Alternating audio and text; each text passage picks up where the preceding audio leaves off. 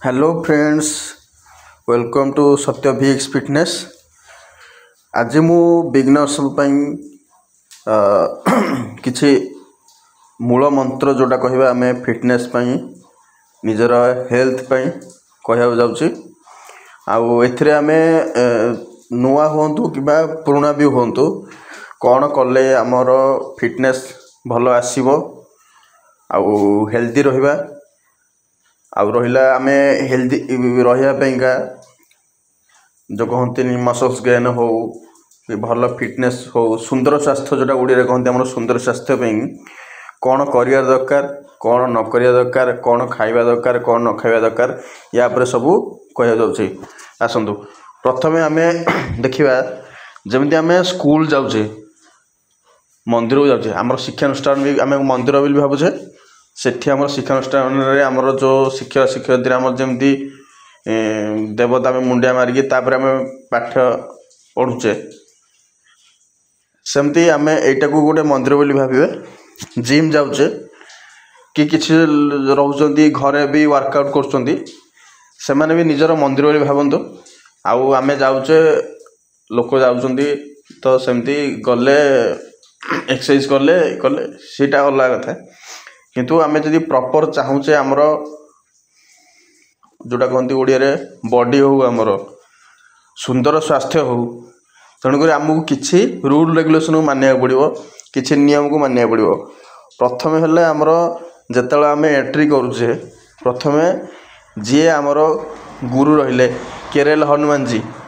सी होचंदी प्रकृत गुरु आमर प्रथमे आम तांको प्रणाम करिया दरकार प्रणाम करी आमर एक्सरसाइज स्टार्ट करिया दरकार। एक्सरसाइज रे जो माने नुआ नुआ जॉइन करचंती जिम रे से भावुचंती जिम गले एक्सरसाइज करदेले डम्बेल्स टेकीदेले मेसीन टेकीदेले चेस्ट मारदेले प्रोटीन खाईदेले आमर बॉडी पलि आसो से पूरा संपूर्ण भूल सिया नुह। कुंभार जो माटी गोटे गढ़ुची माटी हांडी गढ़ुची केते कंचा माटी को साइज रे गढ़ी गढ़ी करुची जिते आमर गोटे कमार जो कहवा गोटे लुहा को गरम करी ताकू नरम करी गरम कला पर नरम होला पर ताकू बाड़े बाड़े बाड़े बाड़े गोटे आकृति सेप आणुची सेठी भी आम निजर बॉडीटा को आम गोटे सेप दौचे एटा एते सहज नुह। जे चाहूँ सहजरे करेंगे हो किंतु से बॉडी भी सहजरे भी पलैब किंतु जदि देसी चाहूँगी ओरिजिनली निजर फिगर रखा चाहूँगी लंग टर्म पे रखा चाहूँगी ताले रूल रेगुलेशन सब मानिकी चलैया पड़ो। जय श्री राम। प्रथम आम जो एंट्री करुचे हनुमान जी के पाखे प्रणाम करके आम आरंभ करवा। प्रथमे बॉडी को रिलैक्सेशन दरकार रिलैक्स करिया दरकार आम बॉडी को रनिंग आउ रहिला आमर जो कहती टोटल बॉडी को आम रनिंग करेले टोटल बॉडी आमर ऊपर प्रेशर पड़ला टोटल बॉडी रू झाड़ बहया दरकार झाड़ बोले टोटल बॉडी की प्रेशर पड़ला तापर आम पुशअप मारले जोटा कहते डिप्स मारिबा चिन्ह मारिबा या परे आमर बॉडी को जिते हाथ गोड़ बॉडी ऊपर प्रेशर पड़ो स्ट्रंग आसो टे ताप आमर चेस्ट हो बाइसेप हो ट्राइसेप हो आम तक मारिबा किंतु सडन के पिला जाउचंती लुहा टेकी दौरान मेसीन टेकी दौरान तापर डाक्तर खोज सार मोर पवन रहीगला दर्ज होगला कहीं भूल कराला बोली है। प्रथमे आमर बॉडी को रिलैक्सेशन करिया दरकार तापर आमे आमर एक्सरसाइज स्टार्ट करवा। एक्सरसाइज को आमे 6 भाग करवा। प्रथम है chest bicep shoulder tricep leg और लैट्स आमर प्रति आम रहा गोटे वीक रे प्रति जिम भी रहे गोटे दिन ऑफ रहे 6 दिन रहा 6 दिन में आम गोटे दिन को गोटे गोटे आम रूटीन करदे chest bicep shoulder tricep leg lats गोटे दिन गोटे गोटे करें ना तो जदि कर दिन को 2टा shoulder chest bicep shoulder tricep leg lats एमती भी करेंगे दिन को 2टा लगे जदि कर भलसे 2टा लगे न तो गोटे गोटे आम कर गोटे दिन ऑफ करवा गोटे दिन तो ऑफ करिया दरकार बॉडी को रेस्ट दरकार। तापर आमर देखिबा जोड़ा बॉडी बिल्डिंग कंपटीशन सुंदर स्वास्थ्य प्रतियोगिता जार बड़ बाइसेप बड़ चेस्ट ताकू मिल जाए प्राइज सुंदर स्वास्थ्य माने आम बॉडी टोटाल जी आम रहा सेप जोटा आसिया कथा सब जाक बालांस होकर बढ़िया दरकार खाली बड़ बाइसेप हो गला बड़ चेस्ट हो गला भी हेनी कि खाली पेटर 6 पैक 8 पैक बाहरी पड़े हेनी सब जिन बालांस करके आसा दरकार तेणुक आम खाली गोटे जिनस को कनसेंट्रेट करा पड़ोनी टोटाल सबूटा जोटा कहले आम 6टा आम भाग कले एक्सरसाइज को चेस्ट शोल्डर ट्राइसेप युवाक सबुड़ाक आम बालांस करके करा दरकार बड़ हो गले भी हेनी सुंदर देखा जाए दरकार से हिसाब से आमर जार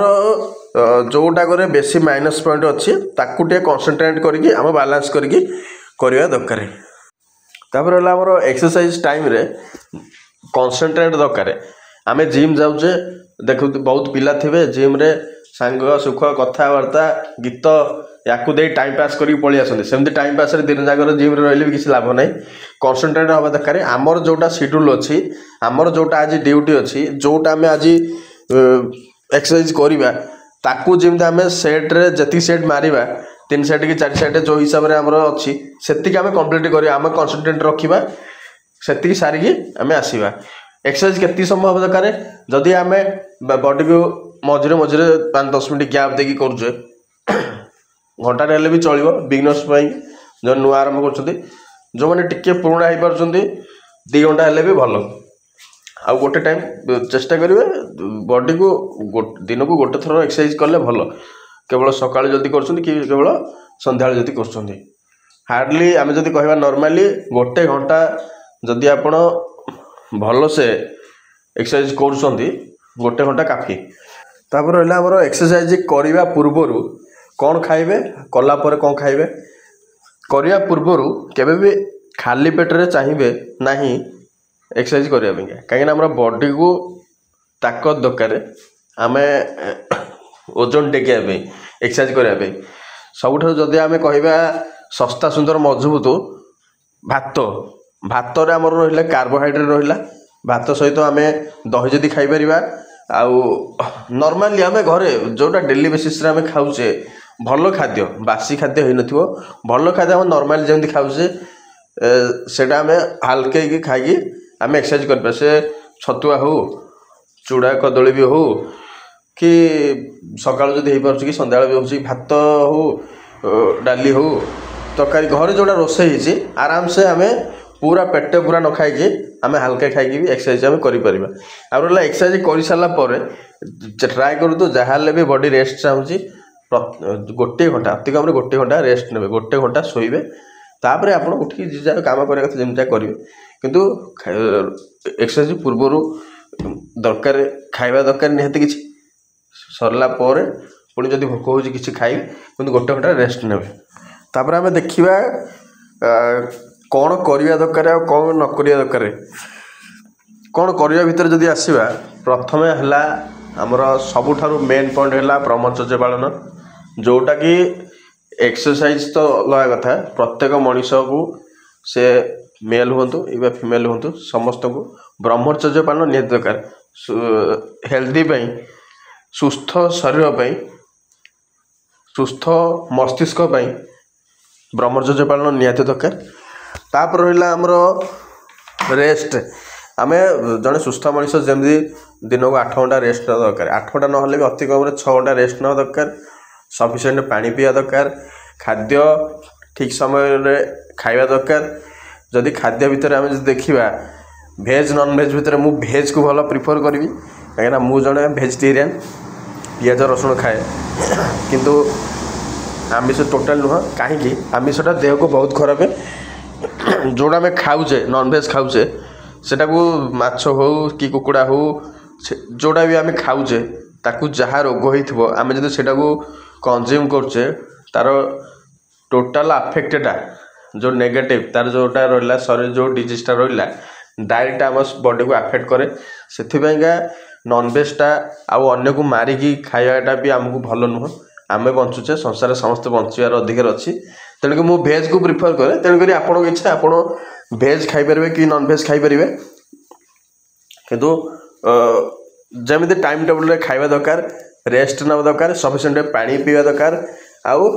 ହାପି ରହିବା ଦରକାର। ଆଉ ଯଦି ଆପଣ ସପ୍ଲିମେଣ୍ଟ ଚାହୁଁଛନ୍ତି ପ୍ରୋଟିନ୍ ଯଦି କିଛି ନେଉଛନ୍ତି ଡକ୍ଟରର ପ୍ରେସ୍କ୍ରିପ୍ସନ୍ରେ ହଉ କିମ୍ବା ଯଦି ଜିମ୍ ଯାଉଛନ୍ତି ବି କିଛି ପ୍ରୋଟିନ୍ ବି ଯଦି ସପ୍ଲିମେଣ୍ଟ ବି ନେଉଛନ୍ତି ତାହେଲେ ନେଇପାରିବେ, ଭଲ ସେଇଟା ଗୋଟେ ସପୋର୍ଟିଂ ରହିଲା। କିନ୍ତୁ ମେନ୍ ହେଲା ଖାଦ୍ୟ। ଆମର ଯଦି କିଛି ରୋଗ ହୁଏ ଆମେ ନଥି ମାନେ କହିଲେ ଆମେ ଯେଉଁଟା ମାନିକି ଚଳିବା ପ୍ଲସ୍ ତା ସାଙ୍ଗେ ମେଡ଼ିସିନ୍ ଖାଇବା। ଖାଲି ମେଡ଼ିସିନ୍ ଖାଇଦେଲେ ହେବନି କି ଖାଲି ନଥି ରହିଲେ ହେବନି। ଯଦି ଆମେ ଯେମିତି ଜଣେ ସୁସ୍ଥ ମଣିଷ ବଞ୍ଚିବା ଦରକାର, ଚଳିବା ଦରକାର, ସେମିତି କରିକି ତା ସାଙ୍ଗରେ ଆମେ ଯଦି ସପ୍ଲିମେଣ୍ଟ ନେଉଛୁ ଚଳିବ। ଖାଲି ସପ୍ଲିମେଣ୍ଟ ନେଇଗଲେ ବି ବଡ଼ି ହେବନି। ତାପରେ ହେଲା କ'ଣ ନ କରିବା ଦରକାର। ସବୁଠାରୁ ମେନ୍ ଜିନିଷ ହେଲା ଆମର ଆଲକୋହଲ ନେବେନି। ଆଉ ରହିଲା ଆମର ଯେଉଁ ଗୁଟଖା, ସିଗାରେଟ୍, ତମ୍ବାଖୁ, ଏଇଟା ଟୋଟାଲି ବଡ଼ି ପାଇଁ କେବେ ବି ଭଲ ନୁହଁ, କେବେ ବି ଗ୍ରହଣଯୋଗ୍ୟ ନୁହଁ, ବୁଝିପାରିଲେ। ତାପରେ ରହିଲା ଆମର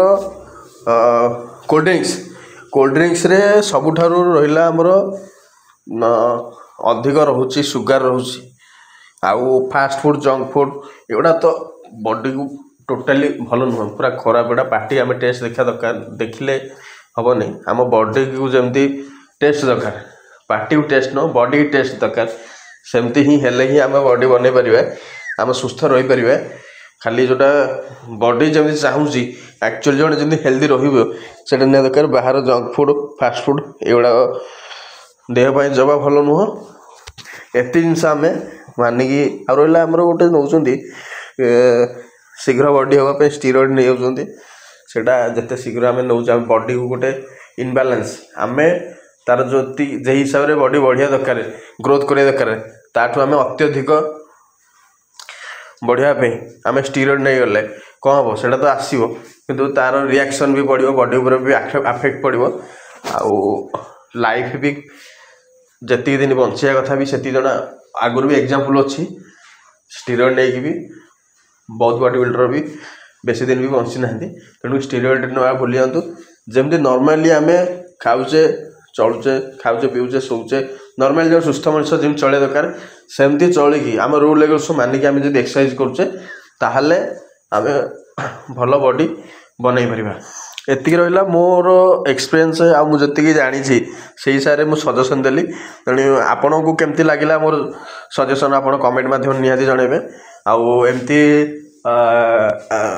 ସଜେସନ୍ ପାଇଁ ଆଉ ଆମର ଆଗକୁ ଭିଡ଼ିଓ ଆସିବ ଏକ୍ସରସାଇଜ୍ ପ୍ରପର୍, ଆମେ ଏକ୍ସରସାଇଜ୍ କ'ଣ କେମିତି କରିବା ଆଗକୁ ଆସିବ ଆମର, ତା ଜାଣିବା ପାଇଁ ଆପଣ ଚ୍ୟାନେଲକୁ ସବସ୍କ୍ରାଇବ୍ କରନ୍ତୁ। ଆଉ ଲାଇକ୍, ସେୟାର, କମେଣ୍ଟ କରନ୍ତୁ। ରହିଲି, ଧନ୍ୟବାଦ।